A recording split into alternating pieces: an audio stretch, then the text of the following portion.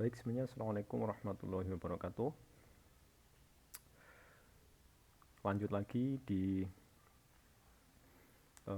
kuliah dasar pemrograman, yang mana pada kesempatan hari ini kita masuk ke minggu yang ke-11, yaitu kita akan melanjutkan dari minggu yang lalu, minggu ke-10, tentang array, yang mana pada hari ini kita akan belajar lebih lanjut lagi terkait dengan array, yaitu array multidimensi ya.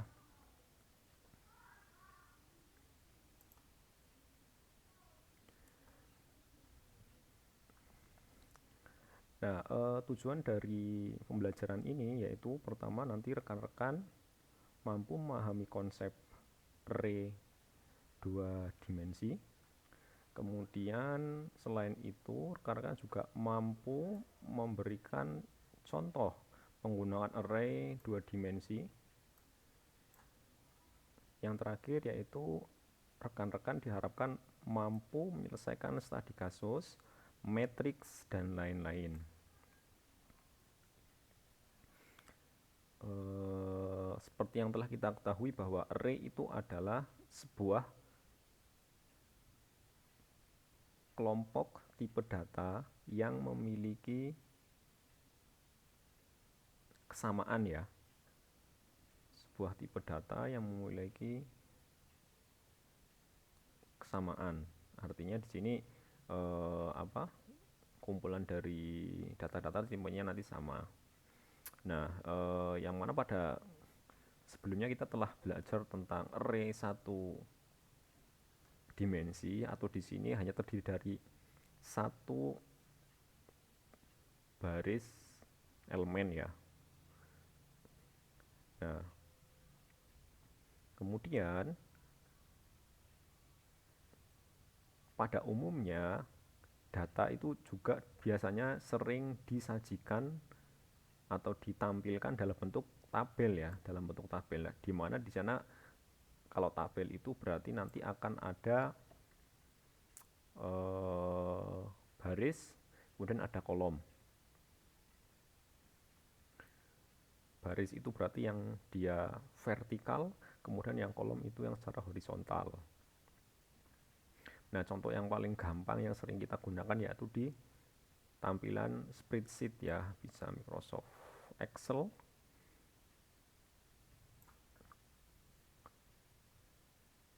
Nah, di sini itu adalah salah satu contoh penerapan dari array dua dimensi. Nah, misalkan contohnya yang lain, buku tamu di perpustakaan yang mencatat pengunjung dalam waktu tertentu. Nah, di sini misalkan ada sebuah buku tamu di sini.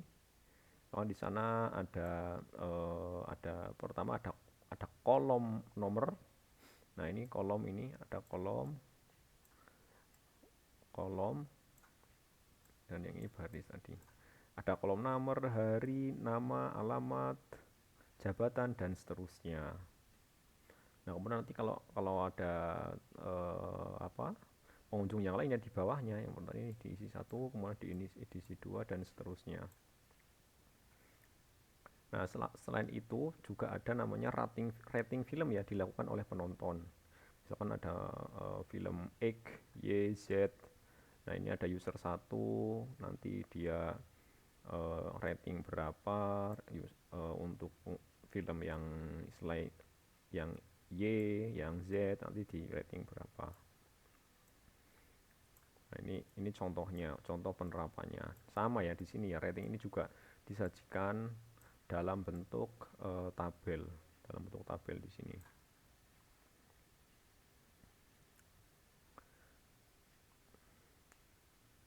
Nah, kemudian array dua dimensi ini adalah sebuah array dengan nomor indeks yang terdiri dari dua angka. Kalau yang sebelumnya itu satu angka, kalau sekarang dua angka. Satu untuk baris, satu lagi untuk kolom. Oke, misalkan contohnya kita tadi misalkan ada sebuah ini ya, rating film ya. Ini ada rating film.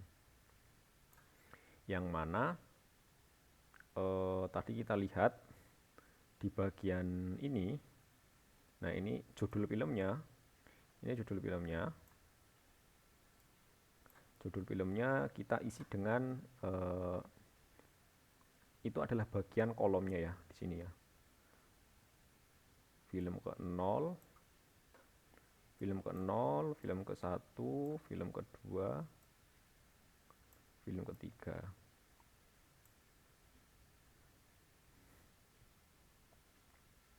Film ketiga. Nah, ini adalah headernya ya. Ini headernya. Kemudian untuk nilainya ratingnya juga di sini. Ini untuk film X berapa, kemudian film ke Y berapa, Z berapa. Nah, sementara untuk yang ke bawah, ini yang ke bawah atau barisnya atau secara vertikal dia adalah reviewernya atau usernya. Nanti ada user ke 0 siapa, ke 1 siapa, ke 2 siapa. Nah, kalau kita sajikan dalam bentuk array, kira-kira seperti ini.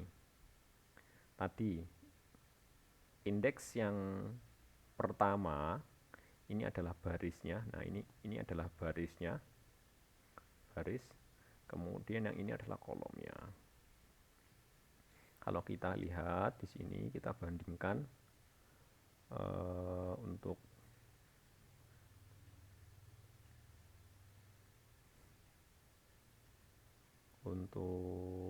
ininya, untuk datanya.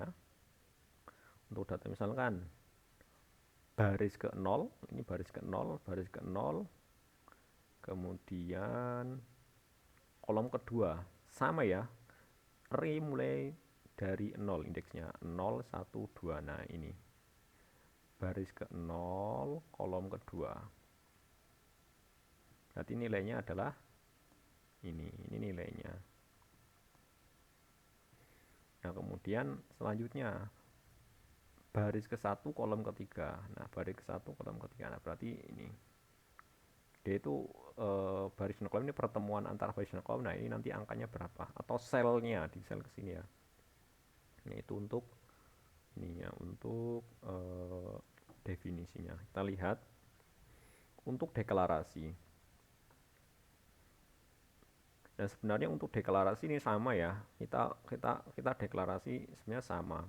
Kalau kita sudah tahu prinsipnya yang dimensi 1 atau minggu yang sebelumnya, sebenarnya sama. Nah, untuk mendeklarasikan variabel 2 dimensi sama dengan array dimensi 1. Bedanya adalah nanti ada tambahan kurung siku. Ada tambahan kurung siku.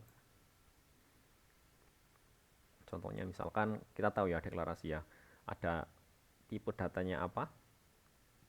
Boleh primitif, boleh reference. Kemudian ini kurung siku. 2 berarti 2 dimensi. Nah, kemudian ini nama variabelnya. Mau variabel ya, terserah namanya apa. Yang penting merepresentasikan.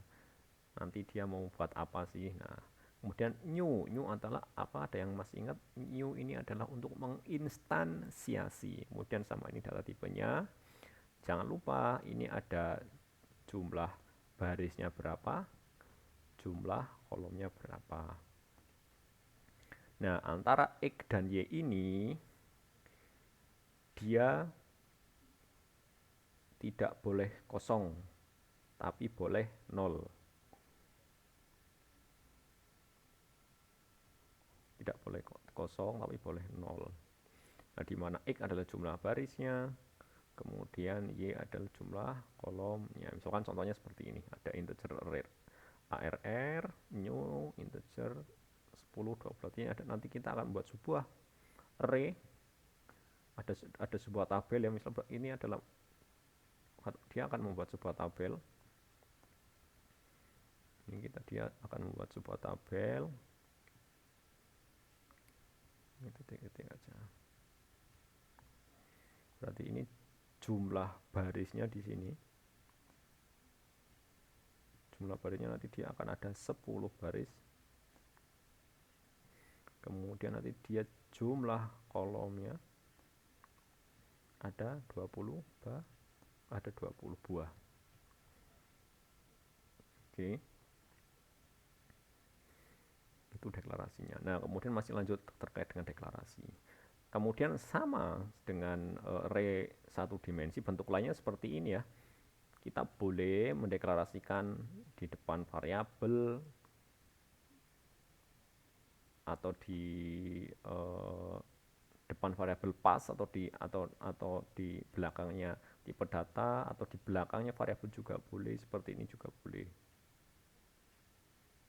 Nah, tapi yang sering digunakan ya ini yang sering digunakan ya. Ini yang sering digunakan yang nomor 1 dan nomor 3. Ini yang sering digunakan. Yang lazim digunakan, yang umum digunakan. Nah, ini contohnya seperti ini. Contohnya misalkan rating seperti ini, nilai, kemudian ada peoples. Nah, sebaiknya ini ya, di sini kenapa ratings ada S-nya, karena dia plural atau jamak atau nanti dia menyimpan banyak. Maka ratings, peoples, countries. Nah, kemudian cara menginisialisasinya.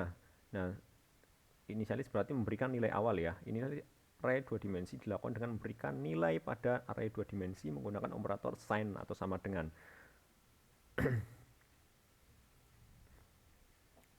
Elemen array 2 dimensi diperbolehkan bernilai kosong. Artinya cukup dikasih kurung kurawal.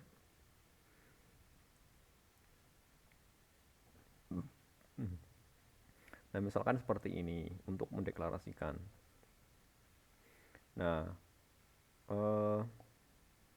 berarti seperti ini. Nah, kalau sebelumnya untuk mendeklarasikan kan cukup seperti ini ya. Kalau satu dimensi cukup ada satu. Kurung kurawalnya juga satu di sini. Ini aja. Tapi kalau 2 dimensi ya seperti ini. Atau boleh saya sampaikan bahwa array 2 dimensi adalah kumpulan dari array 1 dimensi. Maksudnya adalah ini ya. Nah, misalkan yang paling gampang seperti ini. Misalkan kita deklarasikan dulu array 2 dimensi.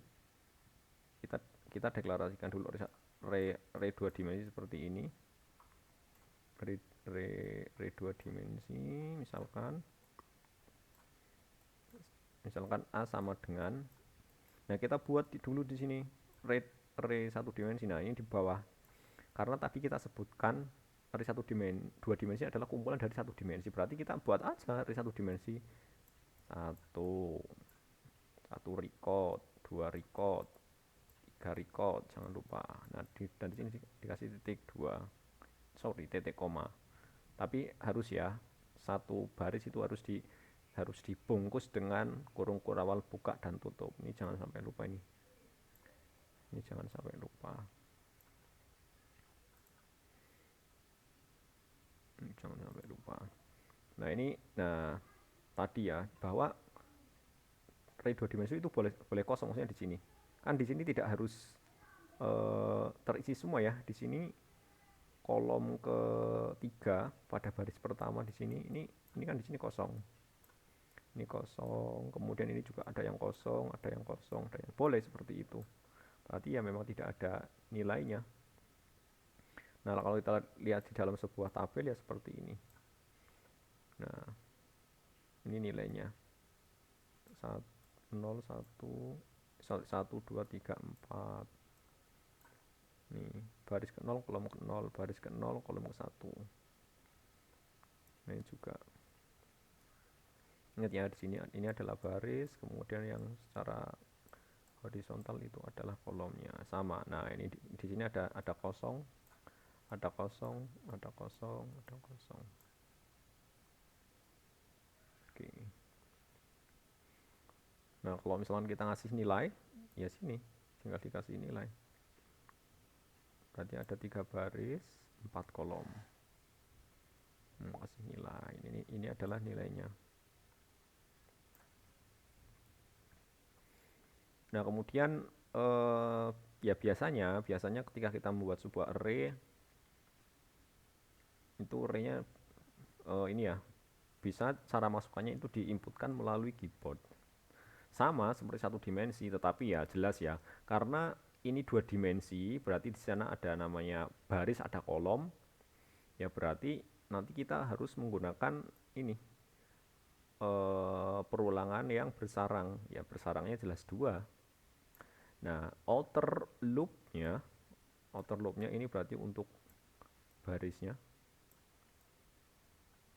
untuk barisnya.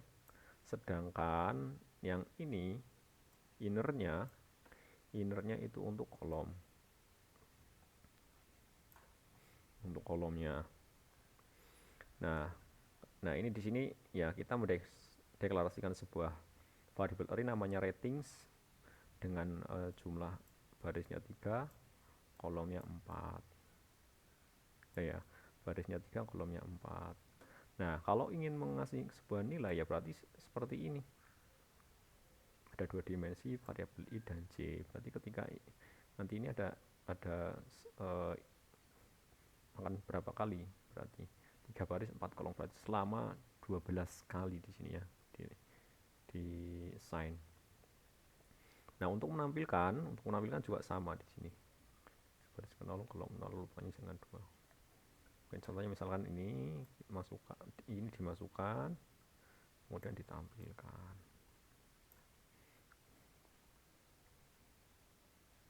Nah, ini di sini ada keterangan ya. Di sini kita contohkan ini dia dideklarasikan jumlahnya barisnya 3, kolomnya 4. Nah, kemudian kita di sini di hardcode nih. Di sini 3, terus kan di sini juga 4, di sini 3, di sini 4.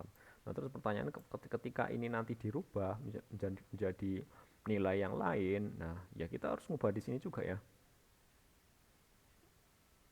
Iya, nah itu masalah itu kalau misalnya nanti banyak ternyata dipakai di mana-mana nanti akan merubah. Oke, kita lihat di sini. Nah, kalau yang sebelumnya kita menggunakan hardcode seperti ini. Nah, tetapi di Java kan kita sudah tahu bahwa untuk mengetahui panjang array itu ada nama atribut atau teknik atau atribut ya, yaitu length di sini. Length di sini untuk mengetahui panjangnya array. Panjangnya array. Nah, sementara untuk kolomnya jangan lupa, untuk kolomnya seperti ini. Untuk kolomnya seperti ini. Ini ada indeks ke 0, kemudian lengthnya berapa. Nah, sedangkan untuk melakukan menampilkan ini lebih gampang sekali. Di sini cukup menggunakan for each ya. Kita menggunakan for each. Tentunya for each-nya bersarang. Ratingsnya ini 2 dimensi.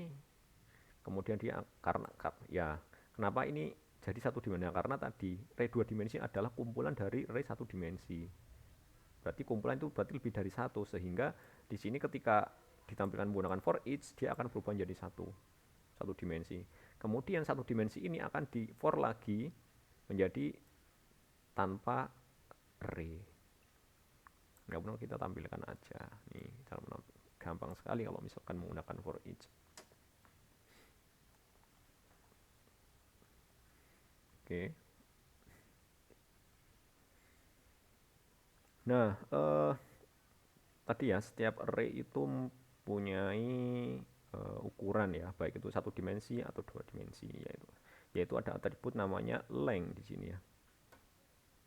Ini bukan fungsi tapi atribut, yaitu length.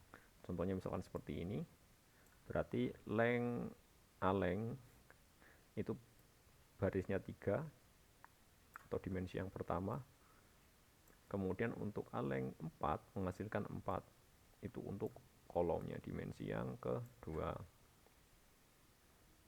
Jelas ya, keuntungannya ketika kita menggunakan atribut variabel length, ketika nanti dia variabel tersebut digunakan di mana-mana, kita tidak perlu mengubah kalau misalkan ada perubahan ukuran yang di atas tentunya. Nah, ini contohnya misalkan. Ini contohnya kita ada 3 baris 4 kolom, ada ratings, kemudian ada length di sini. Kemudian kolomnya yaitu rating yang ke 0. Oke. Nah, ini masih manual ini untuk tidak menggunakan for each. Tapi tadi ya, for each seperti itu. Jauh lebih gampang sebenarnya kalau misalkan hanya untuk menampilkan. Nah, ini ya jelas kalau seperti ini dinamis. Maksudnya dinamis adalah ketika ada perubahan di sini lengthnya, misalkan 3-nya diganti 10, 4-nya diganti 100, ya kita tidak perlu mengubah yang ada di sini. Yang di sini juga tidak perlu dirubah kodenya. Karena ini sudah dinamis juga, sudah bisa menyesuaikan lengthnya berapa, yang di sini lengthnya berapa. Kira-kira seperti itu. Nah, ini outputnya ketika dijalankan. Nah, misalkan kita ada sebuah contoh kasus ya. Kita ada sebuah contoh kasus uh, buatlah sebuah flowchart 2 dimensi dari ada 3 baris 4 kolom. Nah, kira-kira seperti ini flowchartnya. Mulai, nah ini adalah deklarasinya atau predefine ya untuk mempersiapkan variabelnya. Kemudian di sini ada kondisi. Ini for yang outer, yang terluar. Nah, kemudian ketika iya, dia ini adalah for untuk yang inner ya. Nah, kemudian input, kemudian ditotalkan. Nah, ini untuk nanti untuk mengetahui totalnya berapa sih ratingnya. Ini G++, C++. Kemudian dia akan melakukan looping lagi. A, B ini nanti dia melakukan looping ya. Nah, ini terusannya. Rata sebenarnya untuk mengetahui jumlah ratingnya. Untuk mengetahui jumlah ratingnya.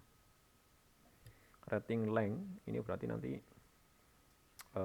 panjang barisnya dikali panjang kolomnya. Karena apa dikali seperti ini? Ya jelas karena ini nanti akan selnya. Nah, ini totalnya untuk rata-ratanya rating berapa berarti totalnya dibagi dengan banyak selnya. Nanti tampilkan output. Rata-ratanya juga ditampilkan. Selesai. Nah, ini AB ini maksudnya terusannya. Ini ada A, ini terusannya. Oke, nah ini jawabannya misalkan seperti ini.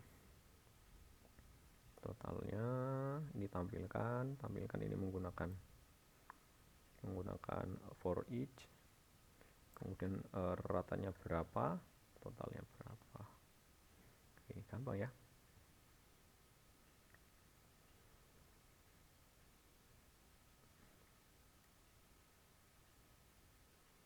Oke.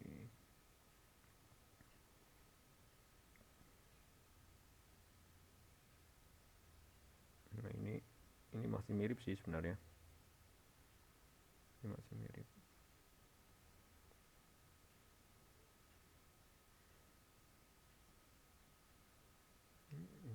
Masih mirip.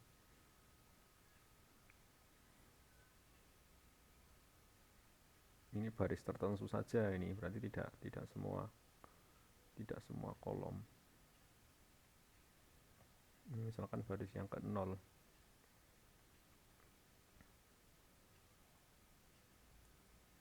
Oke.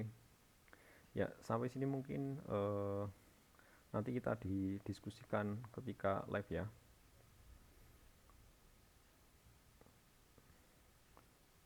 Terima kasih atas perhatiannya. Selamat menonton, tetap berusaha untuk mengulang dan mempraktikkan apa yang ada di dalam teori atau job sheet. Tetap semangat, saya akhiri. Wassalamualaikum warahmatullahi wabarakatuh.